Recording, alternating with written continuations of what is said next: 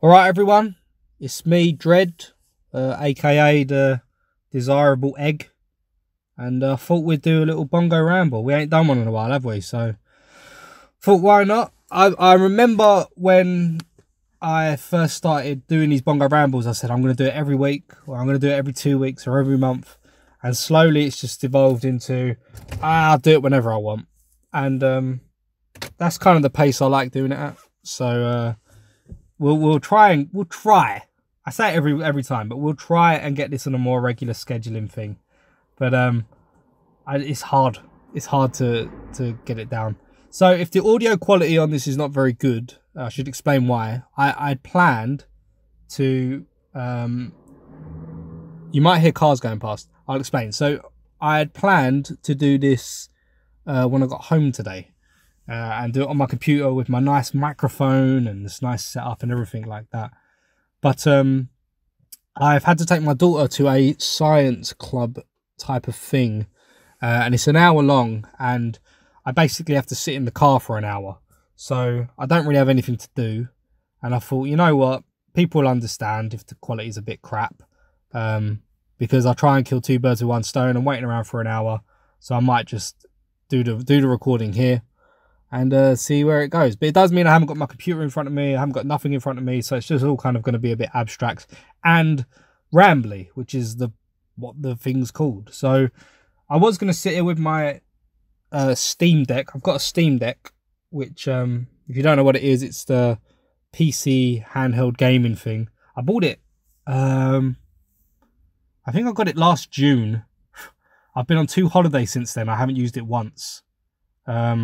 I've tried it a few times at home, and every time I'm doing stuff like this, I think, well, I better take it with me in case I get bored, and I never ever use it. So it was a bit of a waste of money, really. But maybe it'll come in handy one day. But no, we're going to do it here. So again, apologize if you think the audio quality is a bit crap, and you might hear cars going past. But this is just how it is, isn't it? It's all a bit raw, a bit whatever. But yeah, so it's been a while since I've done one of these. A lot's happened in the markets, and a lot's been happening personally with me. So I want to kind of say these ramble podcast shows, whatever they are, they're very much just going to be, you know, brain farts. Whatever just comes out of my brain, I'm just going to say it. And there's not going to be much structure to it. It's just going to be, you know, about everything and anything. It might be about crypto, might be about gaming, might be about life, it might just be about whatever.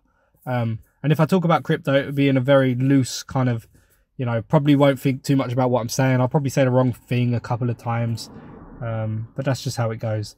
But the reason why I'm going to do that is because I would like to do another type of video that I'm going to try and do every week as well. So hopefully, if this goes well, we'll do 2 videos a week, which will be cool. But the second one, which I'm hoping to get out late this week, is going to be more of a structured market analysis type video. And it's going to cover what's happening in the industry. We're going to cover specific stuff that's happening in the projects that we like or that I like. And we're going to try and make that a more of a structured 20-minute video that you guys can enjoy every week. So we cover everything. We cover more of just the abstract thoughts that are coming out of my head, and the more of what's happening in the markets as well, and try and put them both out. So the people who like this sort of content can enjoy this, and the people that enjoyed more of the structured content can enjoy that. And if you like both, you can listen to both, whatever. But the reason why is because, like, I haven't really been doing as much on Twitter recently. I've really drastically pulled back the amount of content that I've been doing on there. I was doing around... There was one point I was doing like 7 posts a day or something like that, and I spent a lot of time on the computer. I was researching a lot. To be fair, I was spending most of my time trying to think of content to post than actually trading or doing research into projects, and it was stupid, really. So I've massively stepped that back, and I'm mostly posting like once or twice a day now, and it is mostly like I'll do something in the morning, or I'll do something at night, or I'll be on the toilet and I'll think of something to post and I'll put it out. So I've massively pulled back my Twitter time. My Telegram time has been pulled back drastically. Because let's face it, a lot of the time on Telegram is just bullshit and it's wasted. And you don't really need to be on there, but you feel like you should because you feel like you're going to be missing out. But most of the time it's just groups going, our coin's going to go up, isn't it? Yeah, our coin's going to be worth loads in the future, ain't it? And then you kind of just feel like, do I need this? Do I need this? If I feel confident in the project I'm in, I don't really need to listen to everyone else being all, you know, panicky or when stuff goes down or exuberant when stuff goes up. Just kind of chill. So I've drastically pulled that back. And plus, you know, there was a bunch of people on Telegram who I had some instances where like people I've kind of grown to trust. I put 1 or 2 tweets out, dumb tweets really, but just muck about tweets, and it got some backlash. And yeah, I got a few people who I was quite close to, and I'd found out from someone else that they'd been talking a bunch of shit about me in DMs, in private DMs, and they'd sent me the pictures of the DMs of them talking shit about me. And these are people who I've spent a lot of time with over the years, and I've helped a lot, and they've, you know, helped me, I've helped them, and we've shared projects and we've shared ideas and really spoke on a kind of personal level, lifestyle level. And to kind of read that was really disappointing. And I kind of felt like, okay, fuck them, cut them out. And yeah, it kind of just made me think like, oh, you know, a lot of this Telegram shit is bullshit and I'm just going to step back. So I have. And I only go on there sporadically. I just check the groups I want to check. I'll speak to people who I want to speak very sporadically, because there is 1 or 2 people I really do respect and admire still, and I talk to them on a regular basis still at this point. But yeah, so a lot of internet time has been pulled back, and that's kind of coincided with a holiday. I went on vacation recently, which was very nice. Went to South Africa. It's been a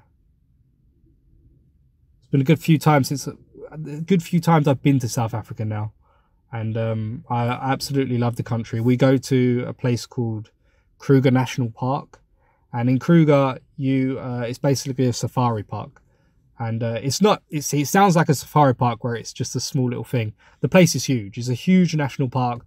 I want to say I read that it was the size of Wales, but I don't know if that's true. I want to say I read that, but now that I'm thinking about it, I'm thinking, I don't know if that's true. That might be bullshit. But it's a big old place. It's a very, very big place. And there's animals and they roam wild and you can drive around, and there's lots of rest camps inside the park. And we go there, and my daughter loves it and I love it. My wife loves it.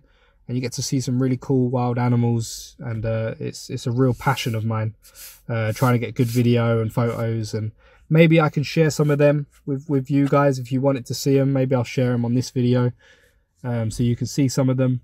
But it's great. I love it. We actually went, so there was some drama on the holiday, but it all worked out in the end. But so we fly into Johannesburg Airport, and you hire a car.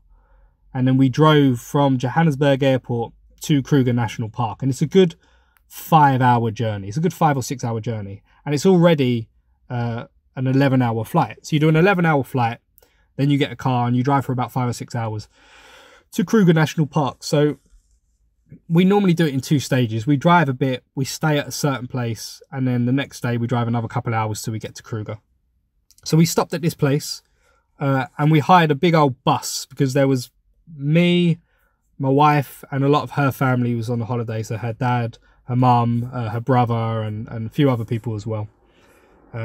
So we drove to this place that we stopped over for the night, and the whole way there, my father-in-law, he was driving, and he was saying the steering on the car, this big bus, was just weird. He said it was like all shaky and the brakes were off, and the car just felt really weird. Didn't think too much of it, but it was just like, he was a bit worried about it. So we got this place to stop over, spent the night there, had a nice time, woke up in the morning, got in the car, turned the ignition on, and the car just wouldn't start, just dead, just like it just wouldn't go. And we had to try and, me and my daughter and my wife's brother had to push it down a hill, which my daughter enjoyed. She really enjoyed that, to try and get it to kind of start. Wouldn't start. So we had to ring the rental company and we had to say, like, look, this you've sent us a bad car here. It's not really working. You need to sort it out. And they were kind of blaming us. So they were kind of saying, like, well, has water got in the car? Have you done anything? You know, kind of implying, you must have done something to the car. And we're saying, we've only had this a day. Like, we couldn't have done much, could we? We've done a 3-hour drive in it. So the battery seemed dead. Anyway, one of the local people helped us and gave us a jump start. We were still at this place we stopped over. And we managed to get the car going. So we all jumped in the car and then we drove on to this national park. It was a good couple-hour journey. And again, he was saying the car just feels weird and odd. And the plan was to get to the national park, get into the national park, drive for about an hour in the park to get to our first camp that we were staying at. And then once we're at the camp, we'll get the car rental company to send out a replacement bus. That was the plan. Anyway, we're driving to this camp. And the camps have a close time of 6:30. So you have to be in for 6:30. If you're out at 6:30, it's basically you're in trouble because there's animals in the park, there's wild animals, and you don't want to be left out in the park and you get into massive trouble, you get fines and stuff like that. So we were trying to get in for 6:30.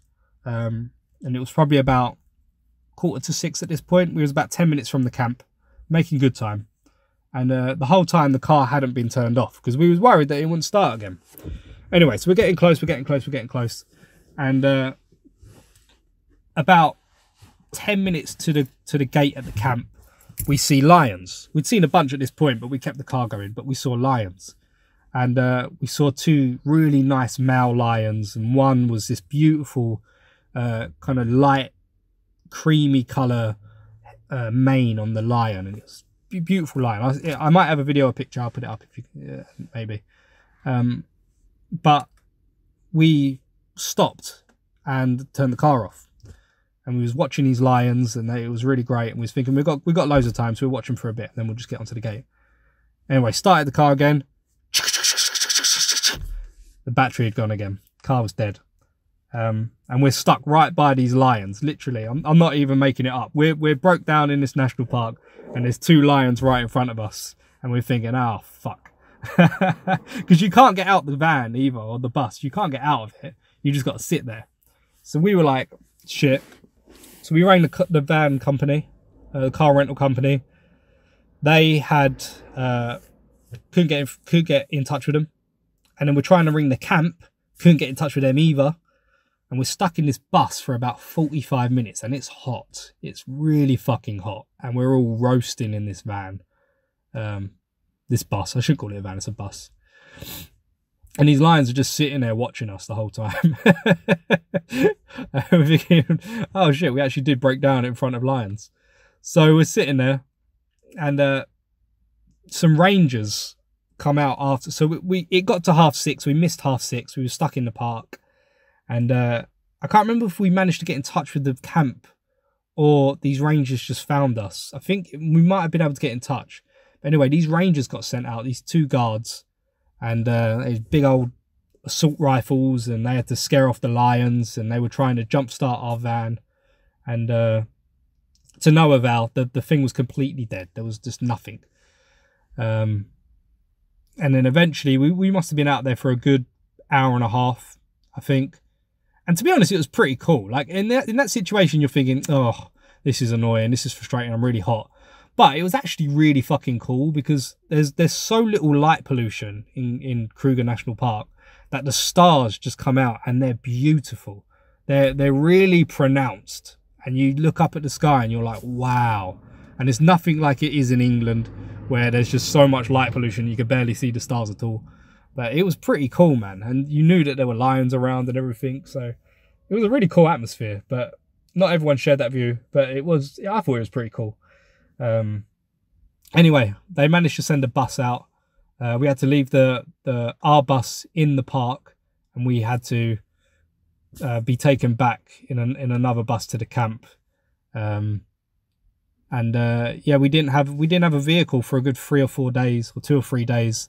So we were just stuck in this camp, and that was a bit of a hassle, but it all worked out in the end. We saw some really cool stuff. We saw hyenas, we saw lions, we saw hippos and rhinos and giraffes and all kinds of cool stuff. Saw some cheetahs briefly. Didn't get a best look at cheetahs, but I've seen them before.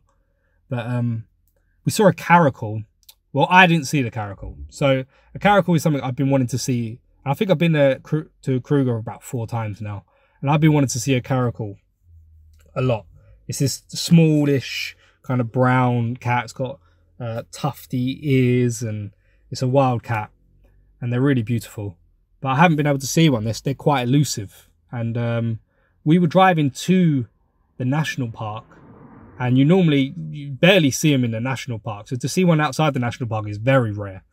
But we were driving, and in this bus that we were in, there was like 11 seats, and I was right at the back, because there's this seat that's right at the back that had all these suitcases on and really tight little space, and no one wanted to sit in it. And I said, I'll sit in it, it's fine. So I sat in this tiny little space, and as we're driving to the national park, my father-in-law's like, fucking caracal, a fucking caracal. And everyone's like, what? And everyone's getting to the front of the van, and this caracal had walked right by the front of the van, and I just couldn't get up in time, and it walked past the front of the van, went into the bushes next to us, and went off. So that was disappointing from my point of view, because I didn't get to see the caracal, but my wife and my daughter both got to see it, which was I was very happy with that, because I wanted my daughter to see a caracal, because I know how much she's been wanting to see one. So I was very, very happy with that. But my daughter's always like, we saw a caracal, and she's like, sorry, Dad. She's always like, yeah, we saw a caracal, but you didn't. I'm sorry, Dad. Which is nice. But it was a good holiday. It was a good vacation, and it kind of coincided with this feeling of like, I need a break from a lot of social media stuff and rethink of how I want to do it all. So it was nice. It was a nice little break, and I feel re-energized. It's not nice coming back from 33-degree heat to about 4 degrees in the UK at the moment. That's not nice, but it was much needed. It was much needed. We're not, because we've been in South Africa. We went there last year. We've been here this year. Next year we're thinking of going to Namibia, which looks very nice. I'm hoping to do Japan next year. We're hoping to do Tanzania the year after, and maybe Yellowstone National Park. I'd like to see some wolves and bears. I haven't seen them yet. So that would be cool. But yeah, that's what you do, right? We're not here to just make money for the sake of money. We're here to buy our time back, and we're here to have experiences. That's what life is, right?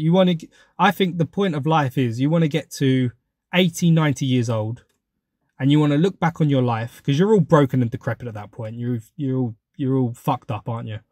And all you can do is hopefully look back on your life and say, yeah, that was worth it. Like, yeah, I did everything I could do. I did everything I wanted to do. I think that's the point of life. You want to look back on it and say, I did everything I wanted to do, and I saw everything I wanted to see. And then you've lived a good life, and you can die a happy person. I think that's it. We're all going to die, so we might as well use that life and experience things. And I think all you can do is just have experiences, create memories, and if you do that, you've done all right.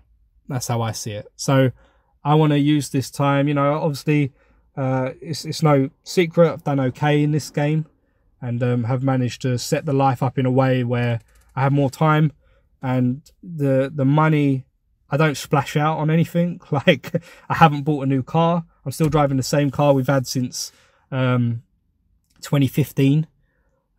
Still live in the same house before all this crap happened.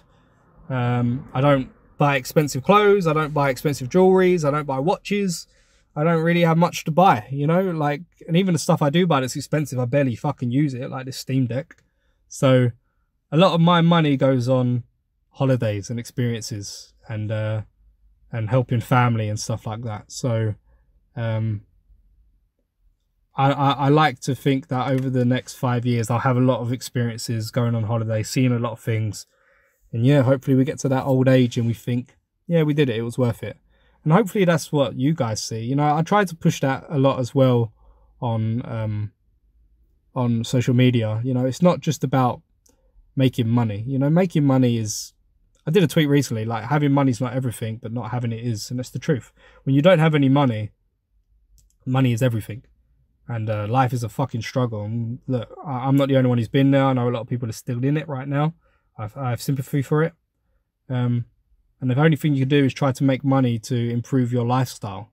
It's not about, you know, buying everything and all this stuff that is not necessary. It's about improving your lifestyle and the security of your life. That's how I see it. The best feeling of making money is security.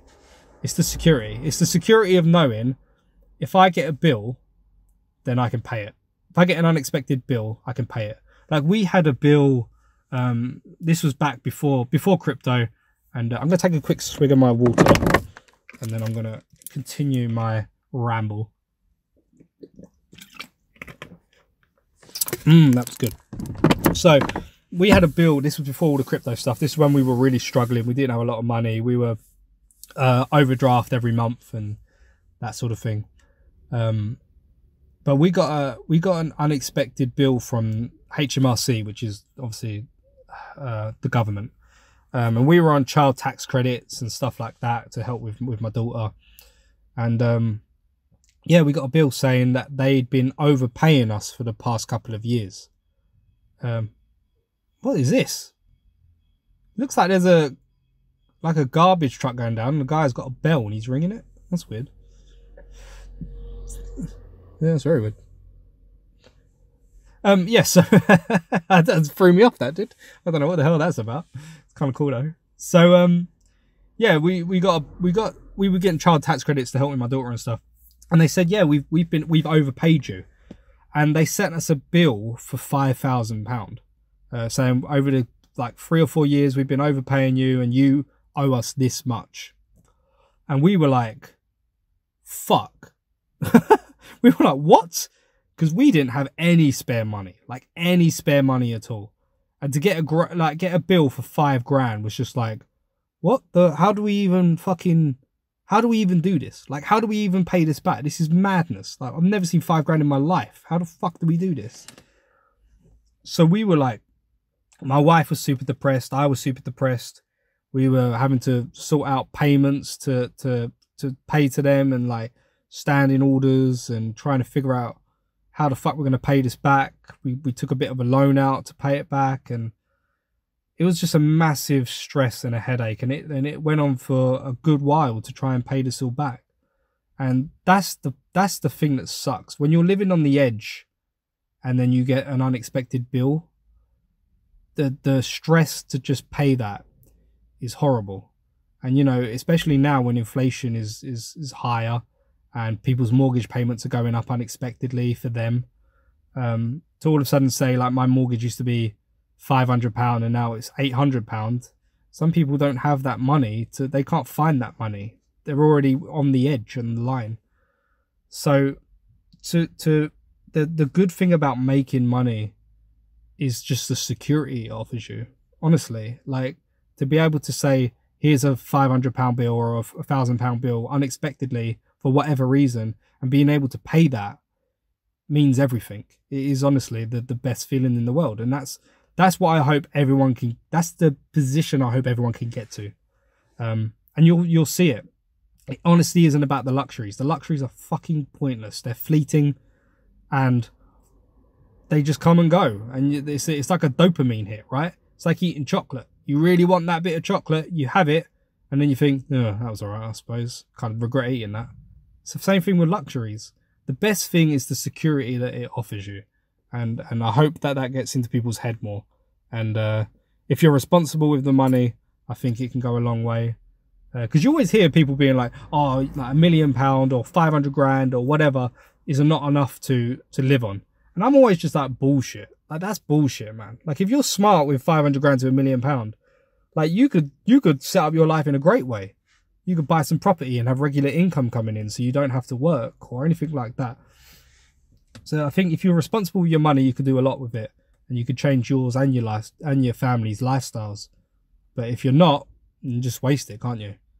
There was that story. I can't remember if you remember ages ago. There was a guy in the UK. He won like £9 million on the lottery, and within like 3 months, he'd spent all of it. He'd wasted it. He just I think he bought a massive mansion, like built a go-kart track in his back garden, just did loads of drugs, alcohol. And to be fair, the guy probably had the best 3 months anyone's ever had in their lives. But yeah, to win, to be broke, win the lottery, become a multi-millionaire, and then be broke again within 3 months.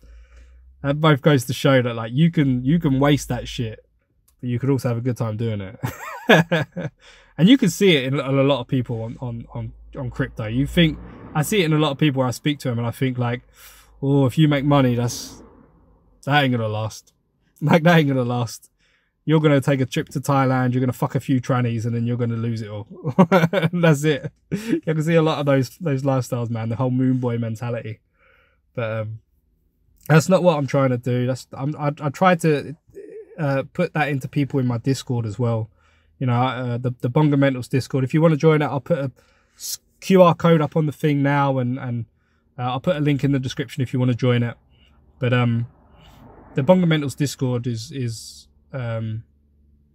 about trying to push the right mentality to people, and to try and invest in fundamental projects, and to have people help each other, and to try and work on the mentality side of things, because that's the thing that really fucks most people up in this game, is not having the right mentality, is being emotionally too involved in the space, not taking breaks, that sort of thing, and it'll mess you up.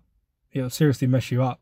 I've been on that side of the fence, and you need to take care of your health and take care of yourself, because if you don't, then it'll fuck you up. It'll fuck you up properly. So yeah, if you want to join the Bongo Mentals Discord, a shameless little plug there. It was unexpected. I wasn't even expecting to do it, but I'm going to do it anyway. So yeah, a lot's been happening in the space. Like Bitcoin. I'm going to save a lot of this to the market analysis, but I'll go over a few of it right now. But Bitcoin has kind of had been on a bit of a tear recently. You know, like I'd shared the opinion that we were going lower, but I wasn't ignorant to the fact that we could have a bounce after such a brutal move down. We went down from, well, the very top, really. We went down from a good 40k down to about 15. 15.5k, wasn't it? And that was a brutal move down. I was expecting us to get to around the 10-14k mark, but it seems like we'd already had that brutal move. We'd had some nice divergence, and I did take a few positions in some stuff. I had a good move on Dimitra. I got in at 0.0031, I think it was, something like that. And I sold that position at 0.039, I think it was. So I was up a good 1,000% on that. And I didn't want to sell it, but then I felt like it was just stupid holding on to a position that was up 1,000%, you know? Because I already had a position in Dimitra where I got into the private sale. I already had some Dimitra, so I had a decent amount of tokens. But this, I managed to buy a hell of a lot more tokens down at the bottom than what I got in the initial investment.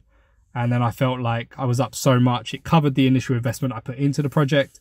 So I just felt like I have to sell this. It's responsible. So I still have a position in Dimitra. Hopefully they can figure that out.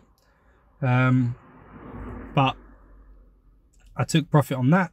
I bought some Casper at 0.0045, I think it was. I'd waited for it to come down from the top. I did a tweet about this recently, but a lot of people were telling me to get into the top, and it looks very hot to me. So I waited a good month or two, and the buy finally hit. And now we're up all-time highs, which is very nice. I'm up a good 200% on that one. Probably just going to hold that one. Probably just going to leave that to the next bull market, really. I'm not really interested in swinging that one. Basically because I feel lazy with it. I can't be bothered to trade at the moment, to be honest with you. Same with Tau. You know, Tau got in pretty early on Tau, and we're up to about $100 at the moment. We've got Finny coming soon. We've got staking coming soon. We've got exchanges coming soon. We've got a bunch of stuff coming soon, and that can impact the price in a positive way. It could impact the price in a negative way. I don't know which way it's going to go, but I just going to sit and the only thing I want is more Tau. So I'm going to ignore what's happening with the price. It could go up to $200. It could go back down to $20. I don't care. All I want is more Tau. So if I've got that with my validator, I'm validating intelligence on the network. I'm getting rewarded in Tau. And every day I'm making more and more Tau. That's all I care about at the moment. So whatever the price doesn't really bother me at the moment. I just want that Tau. I want more Tau. And if we go down, if we get that exchange listing, because we're listing on MEXC today, actually, what is the time? Couple of hours. It's going to be listed on MEXC, and so a few people in the community, a good I don't know, probably about 20 members of the community, we all got together, and you had to pay for the listing on MEXC and market maker stuff, and a good 20 of us in the community raised some funds and paid the fees for the exchange and the market making. Big shout out to people like Four and Shrimp and Timo and Terrence and a bunch of other people like that, for putting up some funds, and we managed to get that listing. So that's cool, and it's a nice step towards you know, pushing Tau to more people, because a lot of people were having trouble investing in the project, didn't feel comfortable doing it on their BitTensor exchange, or didn't feel comfortable doing it OTC, and I completely get it.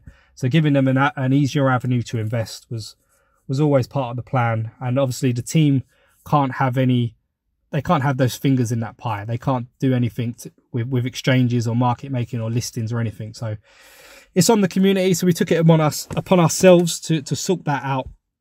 And yeah, hopefully it's a good move. But we don't know what's going to happen. So maybe we've done that listing, and maybe it doesn't affect price in a positive way. Maybe it's negative. Whatever happens. If we do get a big dump on Tau, I have a lot of money in cash that I will be willing to act and push into to buy more Tau. Yeah, I think we had that move on Bitcoin, because I was expecting us to hit them lows around 10 to 14. We didn't get it. We went up to about 25 grand. I think Bitcoin struggled up there to get any higher. It was a big move, to be honest, 15 to 25k. And yeah, I think now we're seeing that kind of it got a bit too cooked, and now we're seeing a bit of a pullback there. And I would expect us to come back down to round to about 19-20k from here. I haven't got the charts in front of me, so I might be wrong, but and I might just be wrong in general. But that's kind of how I feel. I feel like we're gonna have a bit of a cool off period now. And look, a lot of this just relies on macro again. If we get that credit phase, that credit tightening phase, going into the second half of this year, recession really hits, and the reality of that the Fed are not going to be cutting anytime soon, then I think we will have that cool off in the markets. And I think the markets really got ahead of themselves this year, and a lot of it was such a brutal move down that there needed to be a bounce, and then that coincided with a lot of people thinking, okay, the Fed are going to pivot now, and it didn't come. And I think a lot of people, the reality is going to hit that the Fed aren't going to be pivoting anytime soon. Just because they're going to pause hikes doesn't mean that they're going to start cutting. A pause is not a pivot. I truly believe that.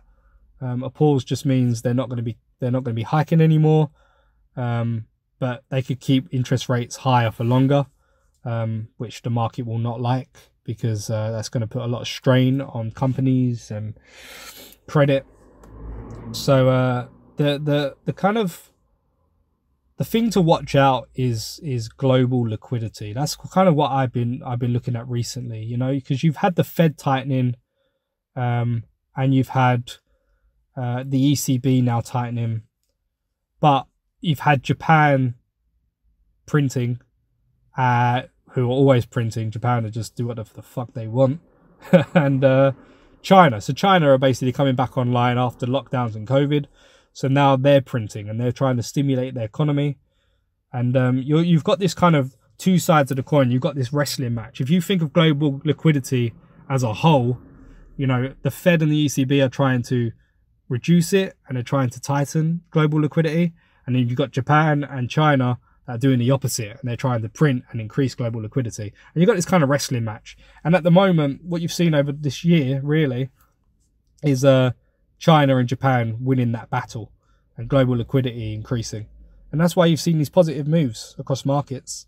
So really, it's going to be interesting to see how this continues and to see whether the Fed and the ECB kind of win that battle and you start to see liquidity really draining from the markets.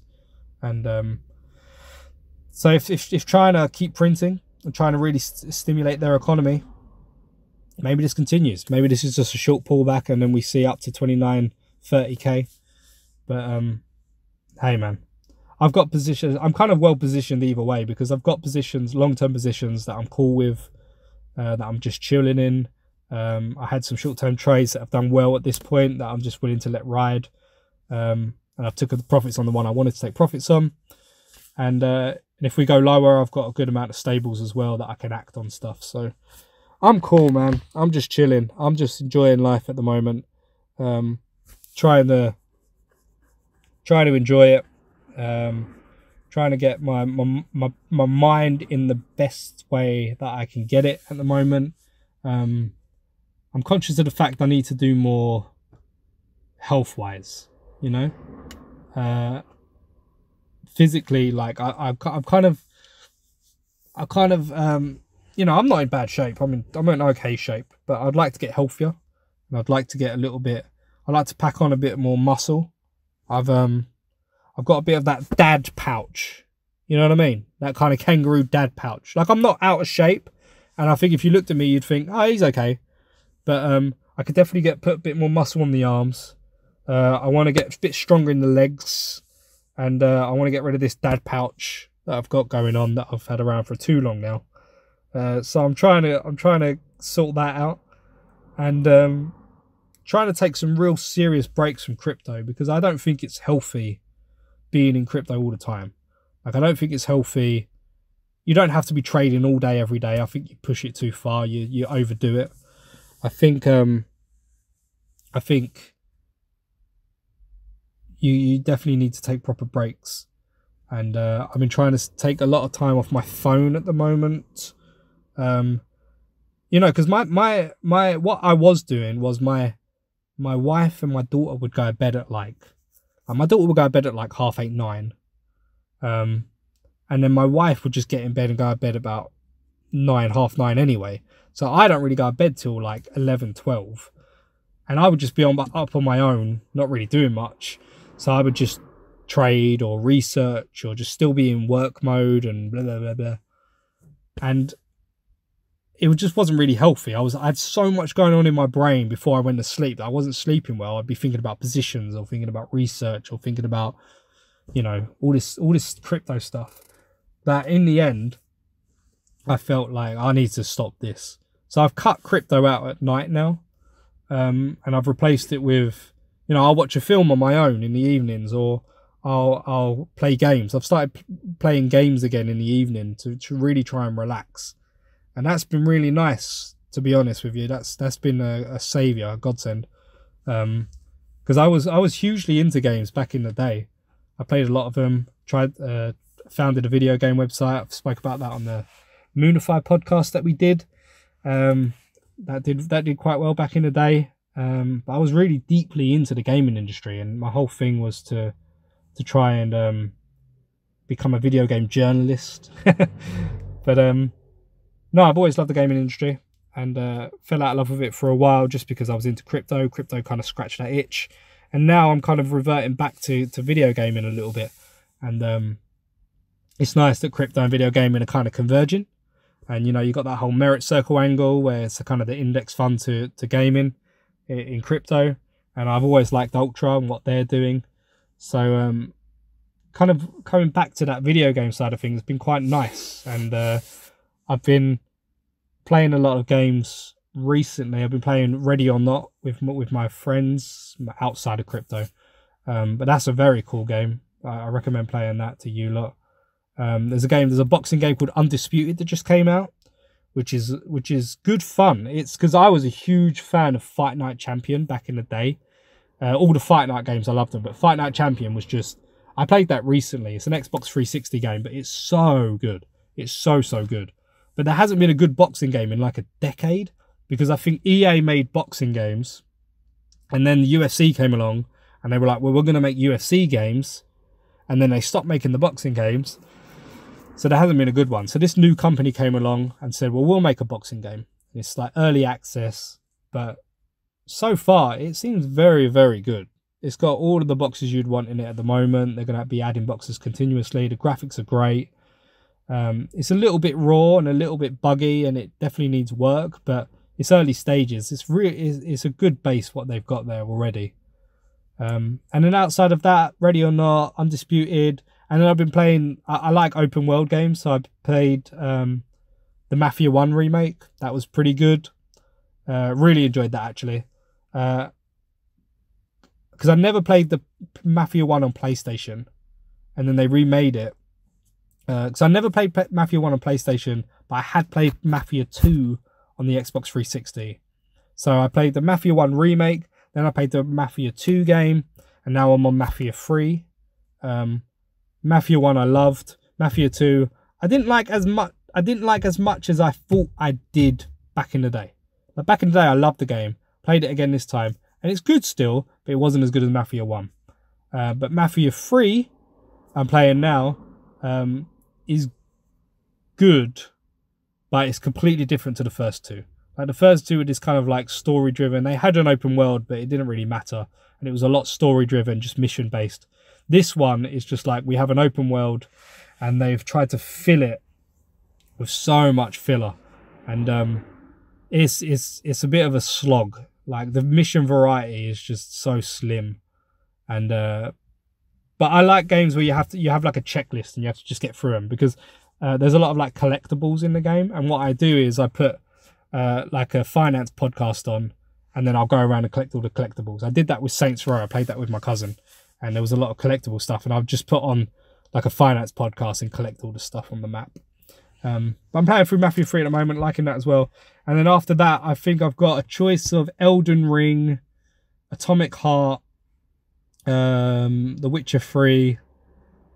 So one of them. I'll be playing one of them after this. But that's my nighttime activity. For you guys who were wondering, what do I do in the evening? Not that anyone asked.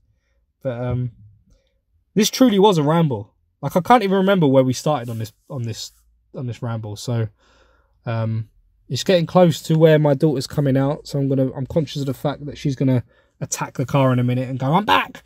So I'm gonna drop this short. I hope everyone's good. Hope everyone's healthy. I hope everyone's taking their putting their mind in the right place in this space, because it is brutal and it will get you.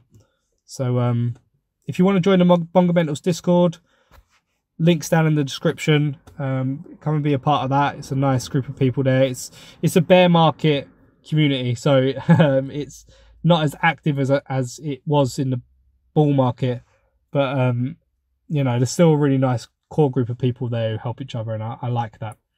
I don't care if it's a big group. I just want a good group. And yeah, you can find me on all the socials, do all of that crap. But yeah, hope everyone's good, and we'll try and get these out more regularly, and look out for that market analysis video that I'm going to be doing later in the week, and hopefully that comes out good and we can do that every week as well. But yeah, until then, we'll speak soon, and I'll see you in the next one. Bye.